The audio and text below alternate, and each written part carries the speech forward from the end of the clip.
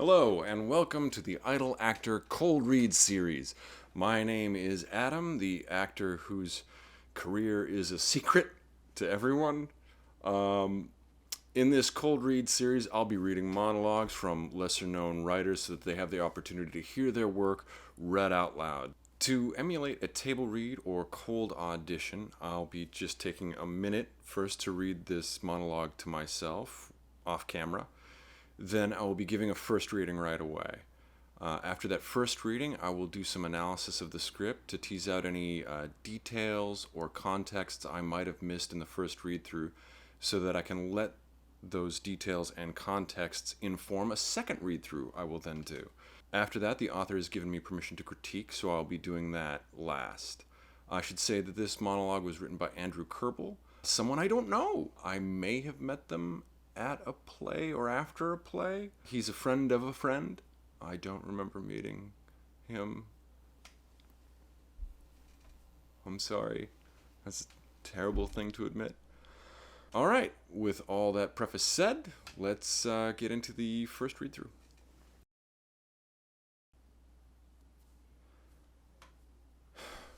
We were parked in the parking lot in my car. Both of us were looking out the windshield from our own sides. There was a rift that had already begun to split open wider and wider. I'm sure she could sense it too. Maybe it had to, the rift.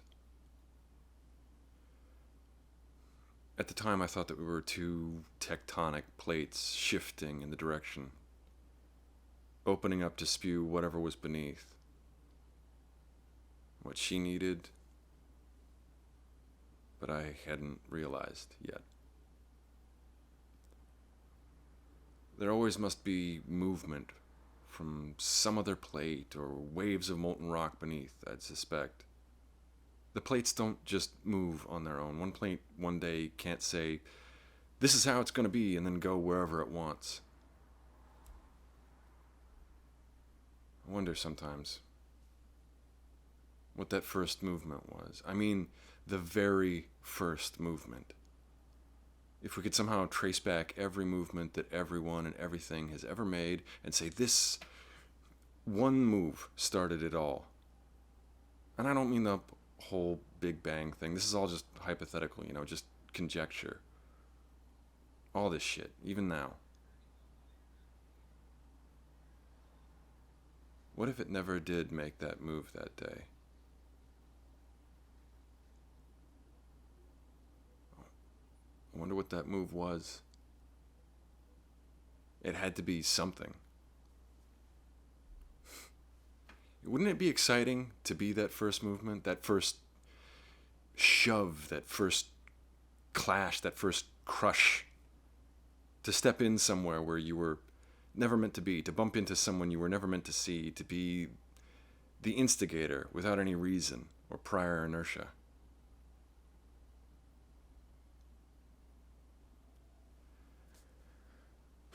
The rift between our seats in my car, though, wasn't that extreme. Not earthquaking. It was hardly a rumble. But I promise you that if you were there, you'd have been able to feel it. The distance. There was the space between us, but this was more.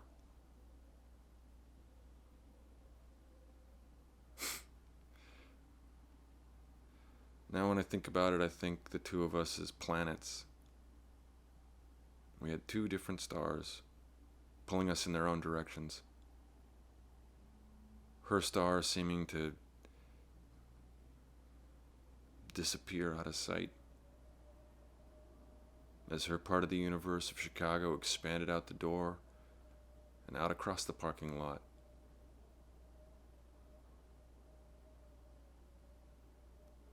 My star driving back across the state line to Wisconsin.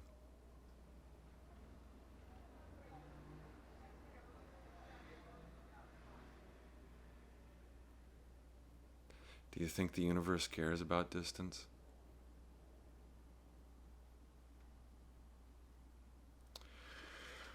Okay. All right. Now for some analysis. What am I getting out of this? There are no details in the script about the person who's listening to our narrator. So, as an actor, I make an arbitrary choice. I'm pretending for the sake of this reading that it is a close friend, maybe, late after a party, everyone's had a few drinks, not drunk, but they're getting to the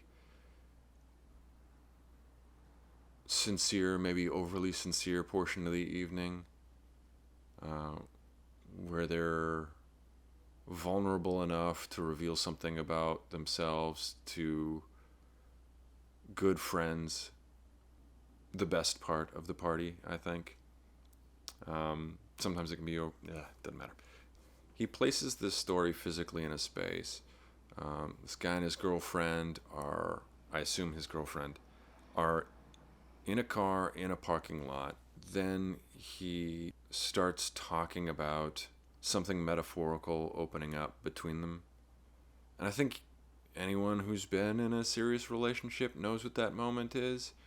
You're having a fight or a disagreement, or you're breaking up, and suddenly you can feel a change. And our narrator is trying to put it into words, trying to figure out the chain reaction that caused that moment and how to properly describe the size and scope of the moment in his life. He describes it as tectonic plates crashing into each other or planets drifting apart. I don't think it's a mistake that he's using gigantic, enormous masses to describe this feeling. I get from that this is a giant moment in his life. It feels like maybe he's having a little intellectual fun with the exercise, maybe even as an escape to what he's feeling.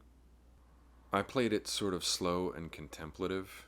It does feel like, both from the language he's using, the metaphors he's using, and the abstraction of those metaphors, despite them stressing the weight of the consequences of this interaction. Because he's using this metaphor, it does seem to distance himself a little bit from his pain. It seems like this is deeper beneath the surface. It was something that happened enough time ago that he's able to start objectively examining this, even if he hasn't totally gotten over the consequences of this. Two people realizing that something wasn't working and realizing it in tandem. I think for this second read through, I'm going to try to play all of this language and these metaphors as a way to distract from pain that's closer to the surface, instead of this language servicing to show distance. I'm going to have him use it to try to make distance, if that makes any sense. He's going to start talking about this in metaphor because it's too close to the surface, rather than him talking about it in metaphor because it isn't close to the surface anymore.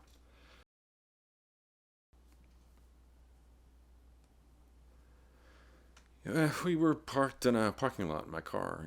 Both of us were looking out the windshield from our own sides, and there was a rift that already began to split open, wider and wider. I was sure she could sense it too. Maybe it had to, the rift. At the time, I thought we were two tectonic plates shifting in direction, opening up to spew whatever was beneath. What she needed, but I didn't realize yet. There always must be some movement from other plates or waves of molten rock beneath, I'd suspect. Plates don't just move on their own. One plate one day can't say, this is how it's going to be, and then go wherever it wants.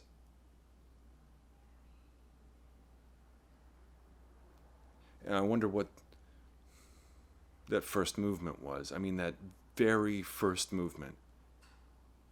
If we could somehow trace back the movement that everyone and everything has ever made and say, this one move started it all. And I don't mean the whole Big Bang thing. This is all just hypothetical, just conjecture. All this shit, even now.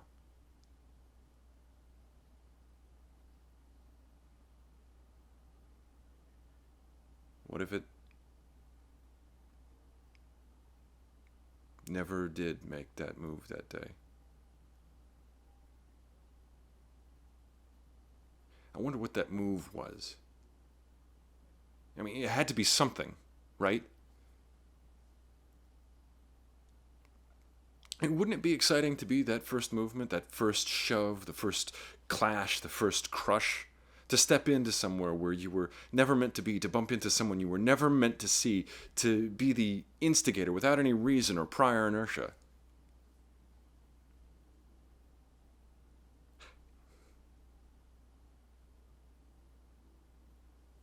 The rift between our seats in my car, though, it wasn't that extreme.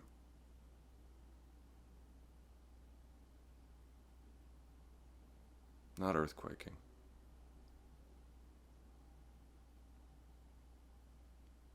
It's hardly a rumble. But I promise you that if you were there, you would have been able to feel it. The distance. I mean, there was the space between us, but this was more.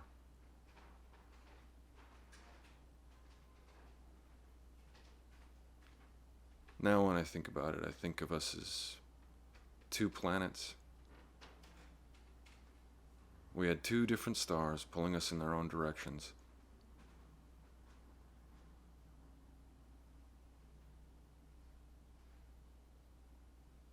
Her star seeming to disappear out of sight,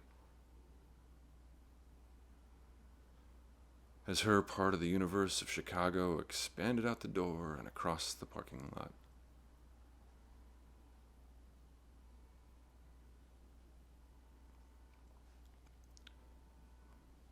My star driving back across the state line of Wisconsin.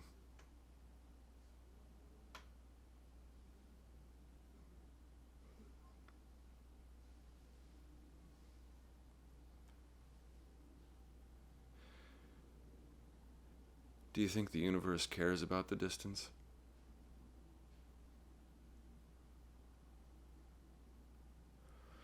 Okay. All right. Andrew has graciously given me permission to critique, so that's what I'm going to do now. First of all, I think there is something so universal about this moment. Two people suddenly realizing that they're not the same person, that they don't have the same goals and same desires, and aren't one mind. I think everyone goes through that. It's hard not to empathize with any character trying to struggle through that and trying to explain it and to make it make sense in their minds. I love the use of both tectonic plates and planets, giant, massive bodies crashing into each other or drifting apart, because the effects of it are so slow, so terrible, so consequential. They make for good metaphors. There's some cleanup that needs to be done in the text. To be the instigator with any reason or prior inertia is actually what's in the text. I read it as to be the instigator without any reason or prior inertia, because I think that is what he intended. It might be worth going through the text before you send it in to get read to really make sure all the words are right.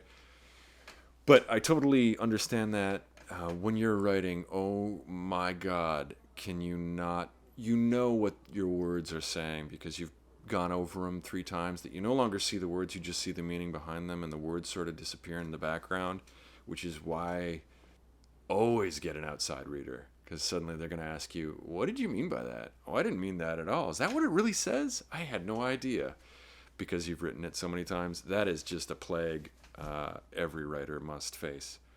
I like the details of the setting, also universal. I wouldn't have minded more of them. If he's caught in this very consequential moment, describing details about the car and how they're sitting in relationship to one another, I think would make the metaphors that come after feel more personal, especially if you can throw in some details that mirror your metaphors to something that's happening in the car more than just the emotional distance, or the emotional crashing. I really like the ending line of "Do you think the universe cares about distance?" When things are so vast, relatively large spaces can seem by comparison small. I would have liked to have seen some foreshadowing of that, some hints about that closing line in what came before.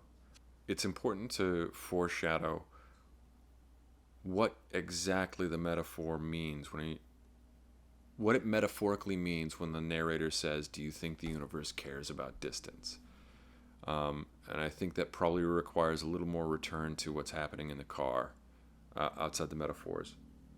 It's possible that that could be before this monologue or after it, but as a monologue, in a monologue, to get those elements to cohere within it, plant the seeds of that idea before you get to that ending line. I do really like the ending line, though.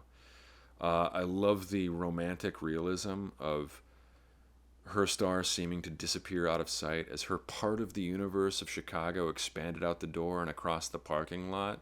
Like, she gets out of the car and walks across the parking lot, but he describes it as her part of the universe of Chicago expanding out the door. Oh, gorgeous language. Love that. Please, more of that. I know it's heightened and maybe unrealistic, but God, it's gorgeous. Yeah, all in all, I think this is a really good monologue. Some very small fixes here and there would make it really soar. I love the metaphors, I love the setup, I love the subject matter, and I really love the language of it. So, yeah. Andrew, thank you for sending this in. If you would like me to read your script, first, please subscribe, because I don't know why you should subscribe. Hopefully, you're watching this and finding value in it. But if not, don't subscribe. Yeah, don't subscribe to the thing. That can't be good marketing. I don't care. All right. After you subscribed, email idleactor@gmail.com. You should see it up here by now. Send it to me in a PDF format. If you PDF, playwriting, or screenplay format.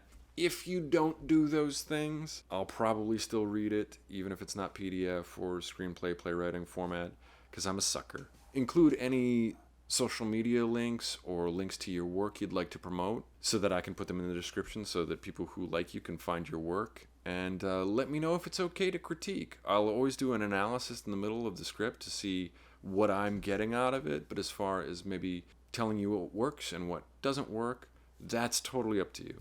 It's fine if you don't want it, but anyone taking the time to tell you anything they think about their work is always good. Even if they're wrong, sometimes they can point you to the problem areas, even if their diagnosis of the problem isn't right. My camera lost battery power while I was doing the reading, and my roommate rocked through during the second reading, which might have thrown me off a little bit. So if I wasn't great in that second read, my apologies. But I don't know. New York City, it's just a city full of distractions. Anyway, thank you for watching. Hope to see you again next time. Goodbye. Yo, James, if you wanted to go to the bathroom, you totally could. Sorry. Or whatever. Who this person's talking about, or to emulate a tape to emulate